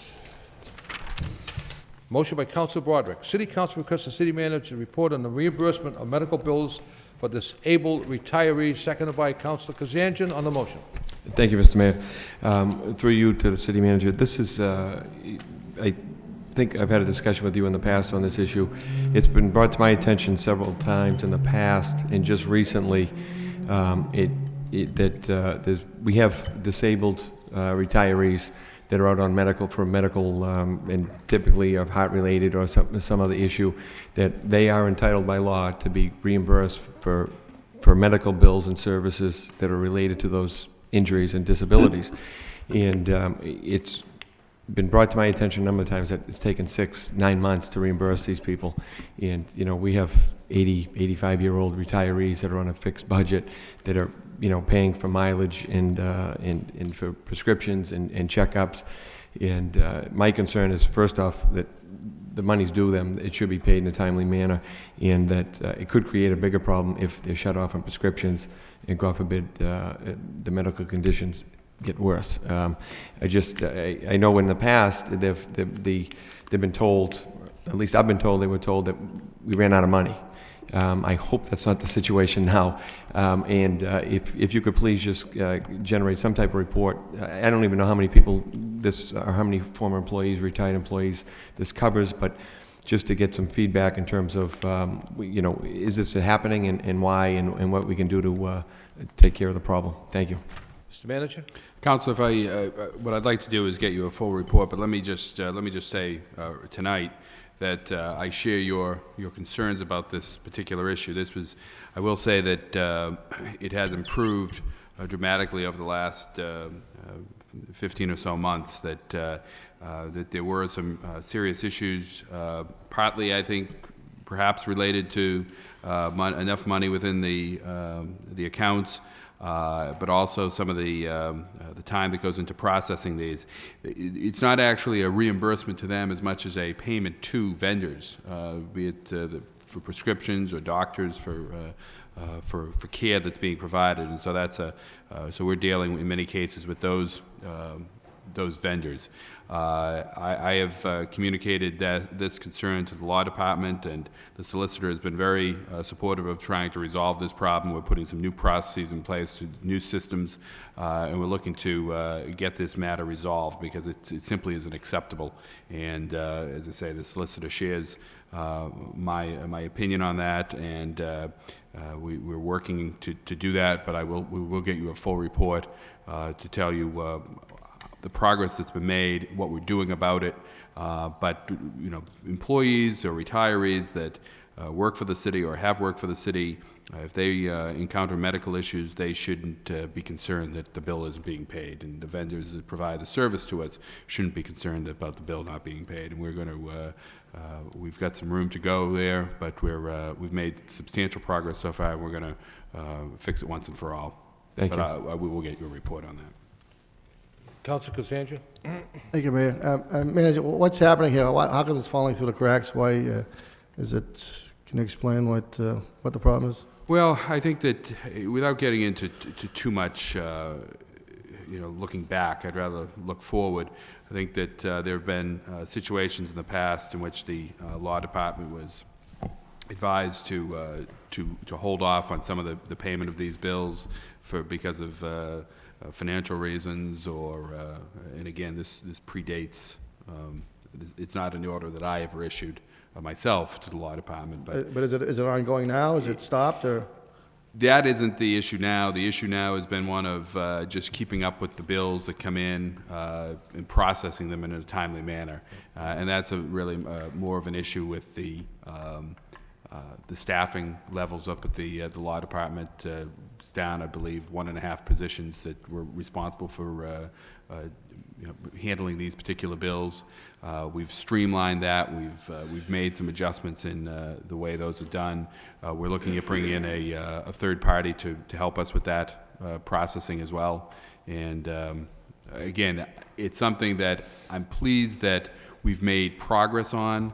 When I first came on, I think it was Councilor Broderick, as well as retirees that contacted me and had indicated these concerns, and we handled it on an ad hoc basis to fix those particular problems. But it's become very clear that we need to streamline the process more, and that's what we're working to do right now. And I will, again, this will be spelled out more in a full report to the council. Report in a couple of weeks, a week. I think it's kind of important that we should, I think it's very important, I should say, that these retirees, so they do have, being taken care of, whether it's medication or whatever the case may be, and they don't have to worry about this situation. I couldn't agree more, Councilor. The sooner the better on this report, if we can get it back, and I'd definitely like to take a look at it and find out how we straighten this out and what we're doing to streamline it. I think more important than the report, Councilor, is getting the process fixed. Absolutely, but that's going to be in your report, correct? That's correct. All right, okay, thank you. Councilor Martin? Thank you, Mr. Mayor. It is important to fix the system here, because sitting here a number of years, I think all of us can say, you get calls from somebody who's, finally the doctor says, I can't see anymore because the bill's not being paid, and it just shouldn't happen. And so if there have been some improvements, I applaud that, but you're right, it's been sort of an ad hoc basis. The bill's back up, and then the problem's solved for a while, and then the problem comes back. And we really can't allow this to continue this way. So I'll look forward to the report and see what you propose to fix it, but it really does need to get fixed. And again, if I could, it won't so much be a proposals to fix. It will be the action items being taken to fix it, because it just isn't acceptable. Right. And so, All in favor of the motion signify by saying aye. Any opposed? Motion carries. The next motion on the agenda, motion by Council Rita Mercier. City Council requests the city manager have the proper department repair the sinkhole at the intersection of Berwick Street and Ray Street. Seconded by Council Milonazo. Thank you, Mr. Mayor. This is a motion that more or less speaks for itself, except that I have some suspicions when I hear the word sinkhole, and it makes me think that there's pipes broken underneath the ground. So, and I know that it gets rather costly, so if you could just provide me some information as to what's going on in that particular area. Thank you. Okay. Any other discussion? All in favor of the motion, signify by saying aye. Any opposed? The motion carries. If no one objects, I have three motions. You don't object to me reading from here? Thank you. Motion by Mayor Caulfield. City Council requests the city manager, when submitting the proposed fiscal 2009 City of Lowell budget, list departments alphabetically. Seconded by Councilor Rita Mercier. I spoke to the manager, and the gist of the motion is, the manager told me he has to present his budget to the Department of Revenue, and that's not an issue with me. The only issue that I'm looking for is a workable budget in alphabetical order for the council and I to work with. So it would be auditing, assessor, city clerk, et cetera. That's the way we've done it in the past, so that's the Council Milonazo. Thank you, Mr. Mayor. Were you through? I didn't want to stop you in the middle of your... No, that's fine. Okay. Actually, having sat through the manager's budget, his first budget last year, where he did put together the budget really by organizational structure, it seemed, in my opinion anyway, to work very well. And looking at what other planning form of governments like Worcester and Cambridge do, they actually do put their budgets together based upon the functionality of a department, and that's the way we actually did it last year. And I think, in looking at the report that was done by the Department of Revenue on the city last year through their Division of Local Services, I believe, they were very supportive of changes that the city should really try to strive to meet. And one of those was to look at the budget process that we were putting in place for the FY08 budget and try to continue those practices in FY09. So I can understand the intent of your motion, Mr. Mayor, but I'm just wondering if this should either be referred to the Finance Subcommittee to be reviewed as we begin the budget process. Because, I do think that the budget that we did receive last year was very comprehensive. It was easy to follow, in my opinion, and I think that based upon what other planning cities do, like Worcester and Cambridge, it probably, as a best practice, makes sense to basically do what we did last year. Again, I will defer to the Finance Subcommittee, but I think that that's something we probably should look at. I would certainly agree to that, but let me just suggest this, that if the manager presents a working budget to us in an alphabetical form, he can do whatever he wants with that budget once he presents it to the Department of Revenue. That has no bearing on us. I'm looking for an easy, simplified manner of going through the budget. Instead of going from page 57 to page 32, it's there in front of you, alphabetically.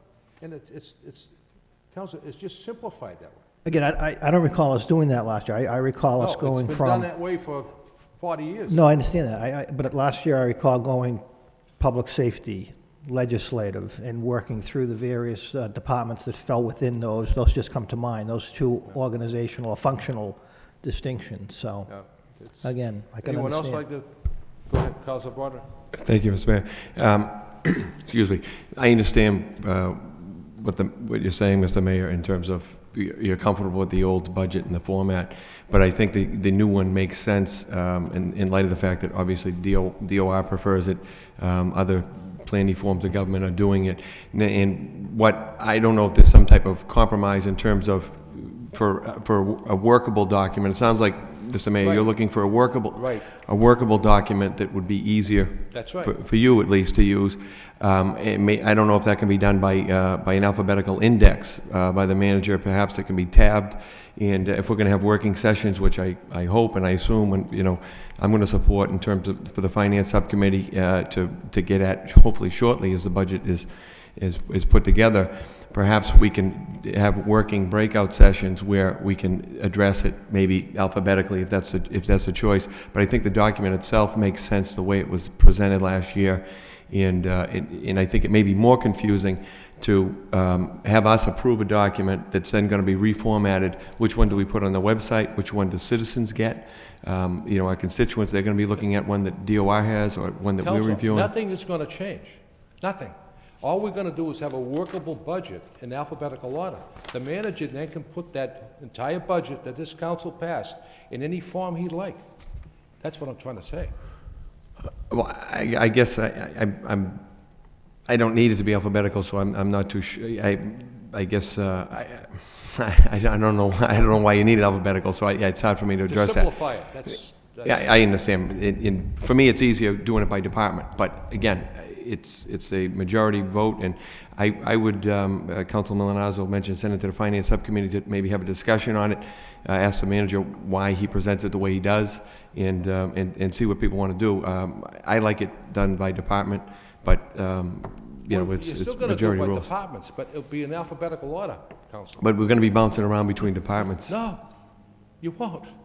You start with the auditor, assessor, city clerk, and you'll go right through this budget in an alphabetical way. Simplify. Well, That's, I have no problem making a motion to send it to the Finance Subcommittee, and maybe we can address it. Maybe it's a simple fix if it's not going to adjust it at all. But I would. I'm not trying to reinvent the wheel. I'm trying to make the wheel roll smoother. So, Councilor Elliott, you have something to say? No? Anyone else? Councilor Rita Messi? I can relate to what you're saying, Mr. Mayor, because I like things simple too, in alphabetical order. I think I can count, and we might not have it happen, but as long as we have the pages numbered, that'd be a great start. Thank you. Motion to send this motion to the Finance Subcommittee by Councilor Broderick, seconded by Councilor Milanazzo. All in favor, signify by saying aye. Any opposed? The motion carries. As long as the budget has plenty of money in it, I don't care how you present it. The second motion presented by Mayor Caulfield. City Council requests the city manager bring forward an appropriation for the purchase of a new portable speaker system for dedications, public presentations, and the use throughout the city, seconded by Councilor Rita Mercier. You have on your desk a printout of a portable speaker system. And it's like in a suitcase form, and the Lowell Auditorium has one of these speaker systems. The cost is $849, and it works extremely well. This year alone, there's going to be a huge rededication of Hadley Park, Shed Park, Kelly Page Softball Field, the Mickey Finn Little League Diamond in Centerville, McGurney Park, off of Lincoln Street. This isn't just for dedications. The senior center can use it when they still have the flea market over there. We're not this year, but they do So have things where they would need it. This will Yes, be you're available right. for the police, fire, senior center, Parks Department, DPD, at various events. And many times, we go to many dedications, and Manager Lynch is there with many of you, and we have a small podium. It doesn't work, and it's sometimes embarrassing. So this is a system that the city could utilize throughout all departments, and I think it's reasonable as far as the cost. Councilor Broderick? Thank you, Mr. Mayor. I will support the motion, sending it to the manager and to find out, well, first off, how we're going to pay for it, and if there's I don't know if there's grants available, or if someone would if there could be a donation or something. I don't know. With this,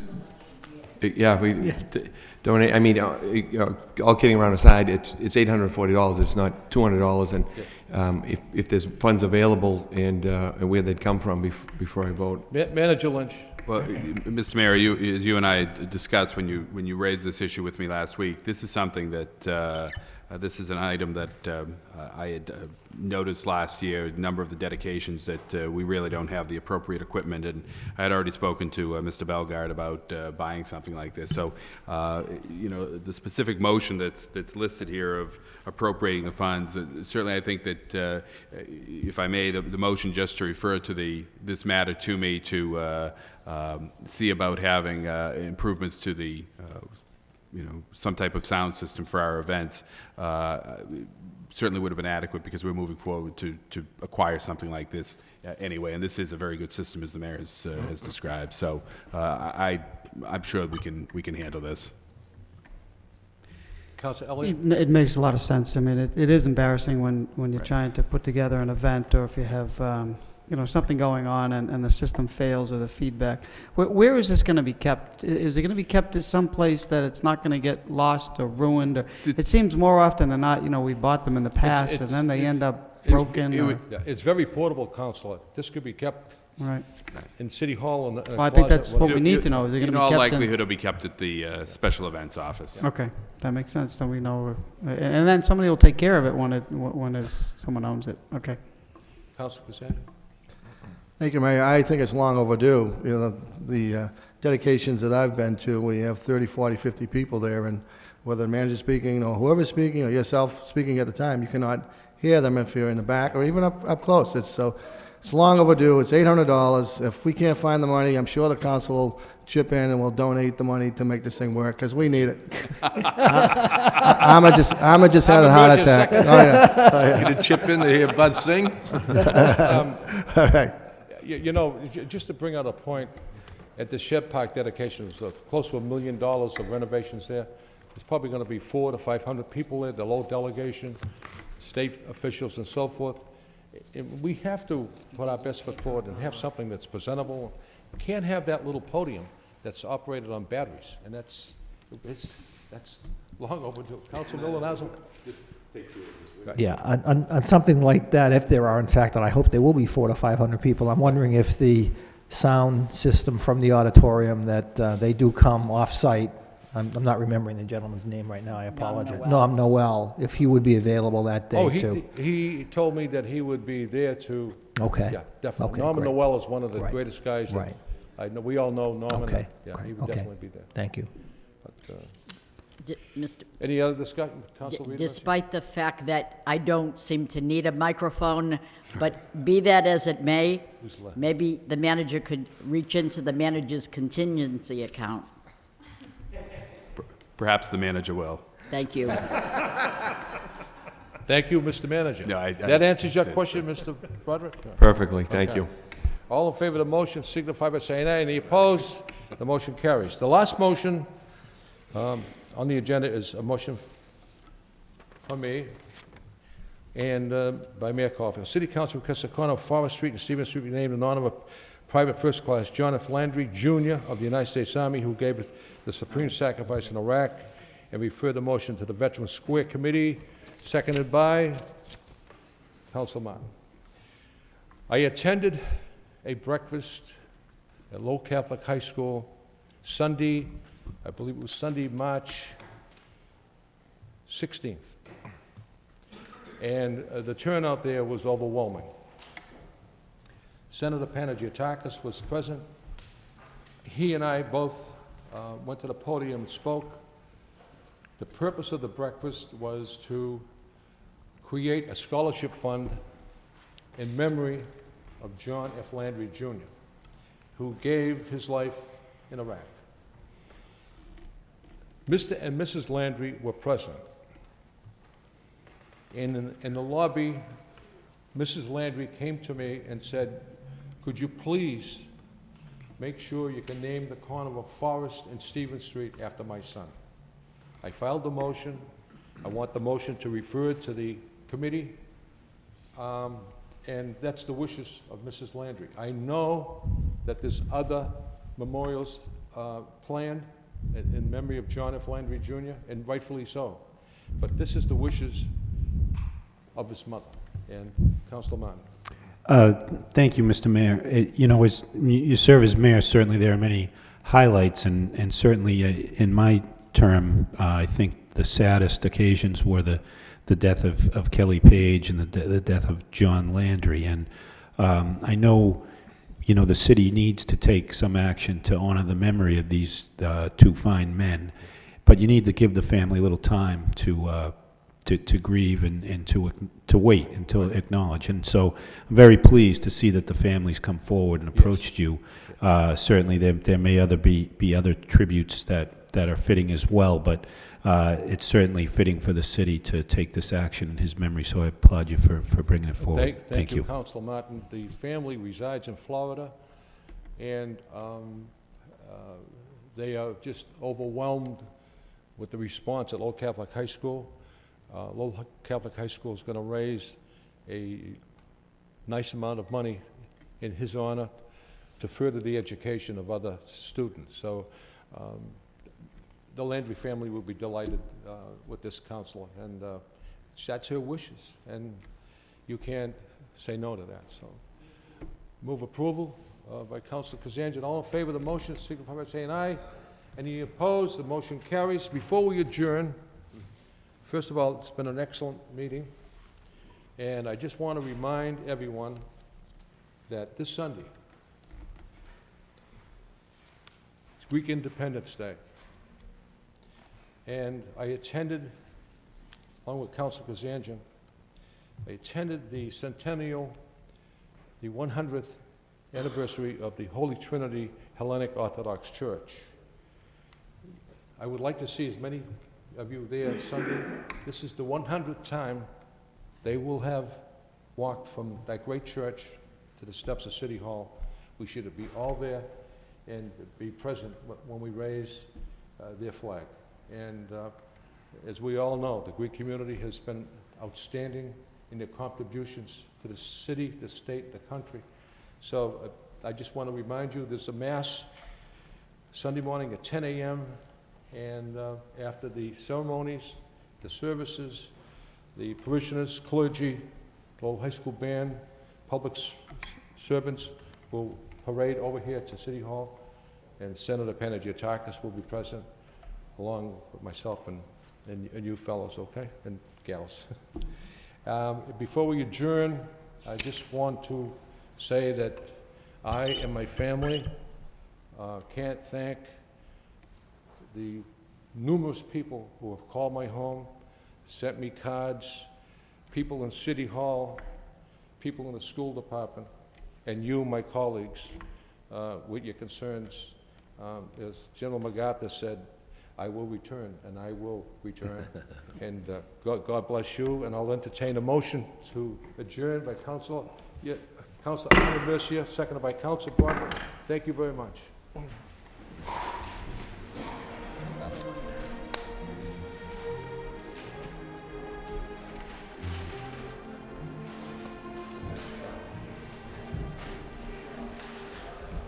Mike, how are you?